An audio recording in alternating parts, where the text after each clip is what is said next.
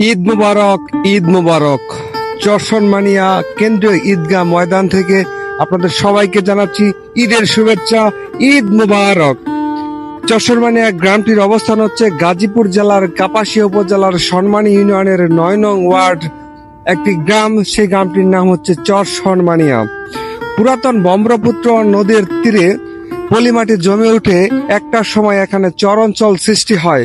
আজ থেকে ২০০ থেকে ৩০০ বছর পূর্বে বাংলাদেশের বিভিন্ন প্রান্ত থেকে এবং এর আশেপাশে অঞ্চল থেকে মানুষ এসে এখানে বসতি স্থাপন করে।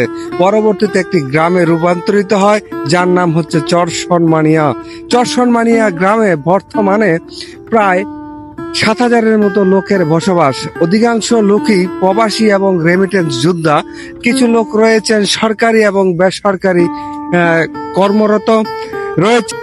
কৃষির উপর নির্ভরশীল এই গ্রামের অধিকাংশ মানুষ। চরসনমানিয়া গ্রামে ৩টি ঈদগাহ ময়দান রয়েছে। একটি হচ্ছে উত্তরপাড়া ঈদগাহ, আরেকটি হচ্ছে দক্ষিণ পাড়া। এবং চরসনমানিয়ার যে কেন্দ্রীয় ঈদগাহ ময়দানটি, সেটি ১৯৭৯ সালে প্রতিষ্ঠা করা হয়। তার পূর্বে চর আলীনগর ঈদগাহ ময়দানে এলাকার সবাই একসাথে ঈদের নামাজ আদায় করত। যে ঈদগাহটি ১৯১২ সালের দিকে প্রতিষ্ঠা করা হয় পুরাতন ব্রহ্মপুত্র নদের তীরে।